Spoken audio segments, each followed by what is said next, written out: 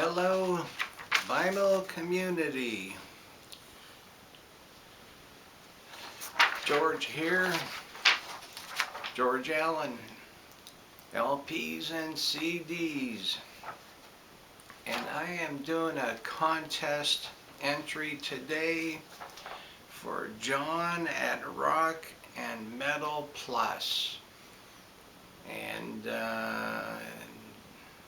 John was, he started this, he had 250 subscribers, and the last time I checked, I think he's over 300 now. He's just blowing up, boy. He's tearing up the field. And probably by the time this contest is over, he'll probably be at 400. And he wants us to show some box sets, and he's really big into metal, but he said we could show anything else. He doesn't care what we have, as long as they're our favorite box sets. And we have to make a video and subscribe, of course, and do this till, we have till July 1st, so it's the middle of June. I'm going to get it out of the way. And his taste in music's a little bit different than mine, but he likes some stuff that I like. I'm not going to be showing any metal though, but I got a nice variety of stuff here. And let's get to it. I don't have a lot of box sets, but what I got, well, you'll see what I got. So let's hold on here and see what we can do to help support John, okay? So, first thing, Miles Davis and Bill Evans complete studio and live recordings. And this is, let's see, looks like it's 3 CDs. Look at that. How about that? All the stuff that Miles Davis and Bill Evans did together. And with a host of other people, including, it says on here, Cannonball Adderley, Paul Chambers, Jerry Cobb, and Philly Joe Jones, and I bet you a bunch of other people too. So this is a very nice collection. It's very enjoyable, and takes you through about 1958. I think most of them are around 1958 through something, I don't know. Anyhow, very good collection. 3 CDs full of music with great Miles Davis and Bill Evans. Bill Evans had a big influence on how Miles Davis conceived Kind of Blue. So that's the first one. Next one, we're going from jazz to classical. The great Elliott Carter, pianist, writer, arranger of classical music. And this is on None Such. And this has a nice book in it about Elliott Carter. And it has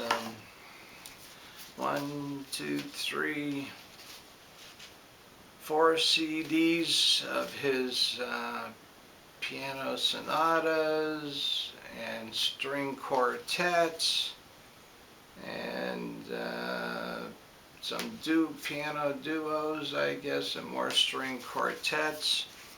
It's very different. Elliott Carter's, you know, he's a modern guy, so it's not your typical classical music. It's a little bit more modern in orientation, but I enjoy this a lot.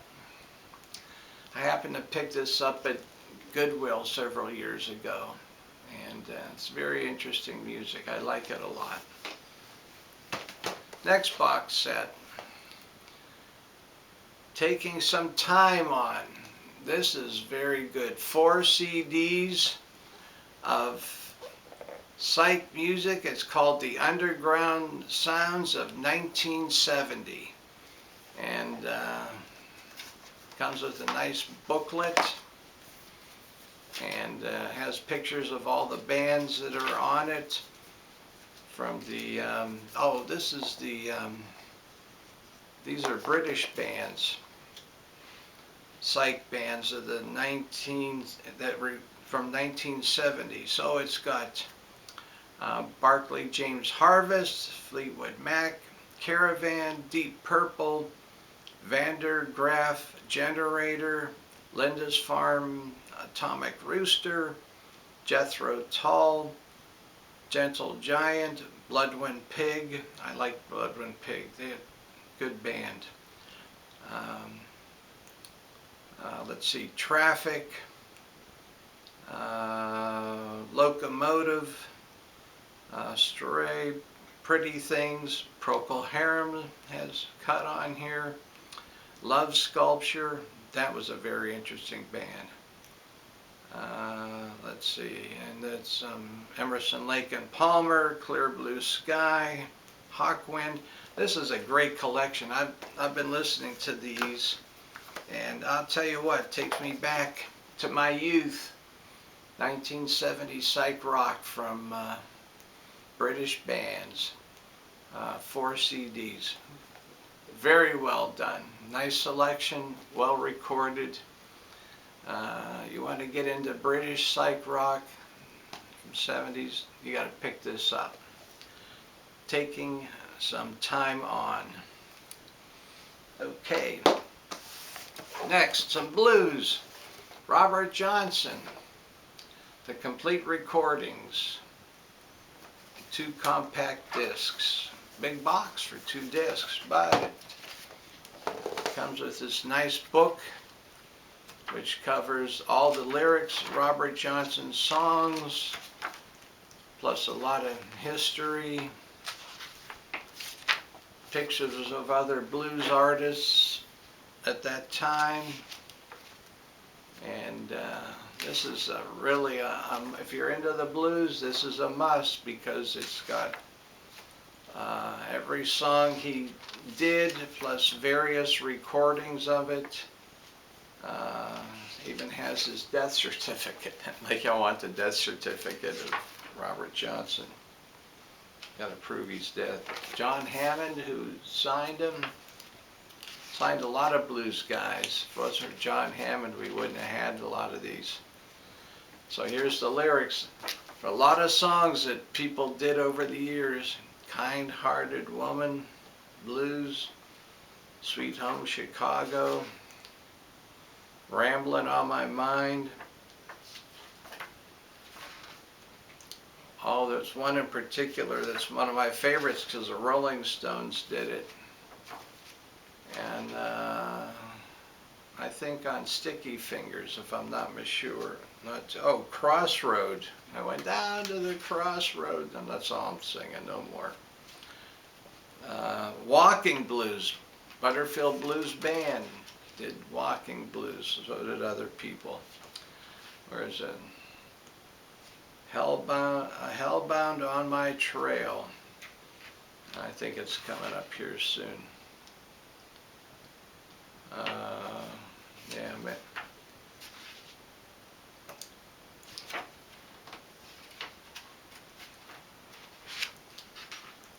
Love in Vain. Yep. When I followed her to the station with a suitcase in my hand. Mick Jagger sang it, did a better job singing it than I did. Yeah, that's a good one. So yeah, it's got 2 CDs. See, the old jewel case. Very good. If you're a blues lover, you have to have this one. Okay, big box set. I saw this one day. I was at thrift store in North Carolina. I thought, man, that's a big box set. I thought, nah, I'm not going to buy it. EMI, Karajan, Beethoven, 9 symphonies, okay? So I go home and I do a search on it, and I find a video by Michael Fremer. If you don't know who Michael Fremer is, you better look him up. He's the top dog as far as vinyl in my book. So he starts talking about it. He says a lot of people ignore this box set. He says, but you're not going to find one almost any better recording. Now this goes back about 3 or 4 years ago, maybe 5 years ago. Any better than record set of Beethoven symphonies and Karajans on EMI. He says you could probably go in any thrift store and people ignorantly, you know, get rid of them. He says, go see if you can find one. He says, you'll probably get one for a couple bucks and it'll be the best set of recordings you can get. So I thought, I'm going back there. So I go back there, I open it up, and it's got this neat flyer in there with all of Herbert von Karajan's recordings, a booklet on Beethoven's symphonies, and it has all 9 records. Now this thing is getting older, but it's got all the real nice EMI, see the real nice sleeves, and all these records are like pristine. Nobody ever played them. Nobody ever played them. So I asked the woman, I says, because it was at their checkout counter at this thrift store. I said, how much you want for it? She says, well, sir, you came on the right day. She says, all this stuff around the counter here, she says, we're selling it 50% off. We were asking $9 for it. She says, but you can have it for $4.50. I mean, these sets originally, they went for a lot of money. So $4.50, I got a complete set of this. And they sound incredible. So if you're in a thrift store and you see this, pick it up. Pick it up. But last but not least, my most treasured box set. Frank Zappa, 1988, The Last U.S. Show. That's right, The Last U.S. Show. This is great. I love it. There are 4 records in here, and they did a phenomenal job on it. Look, I even saved the hype sticker. Everybody's psyched out about saving the hype sticker. It's a pain in the butt. Comes with a nice booklet. Frank playing his guitar. Frank smoking a cigarette. If he doesn't have a guitar in his hand, he has a cigarette in his hand. And of course the records. Beautifully done box set. Beautiful. Beautiful, beautiful. Isn't that beautiful? Frank's profile.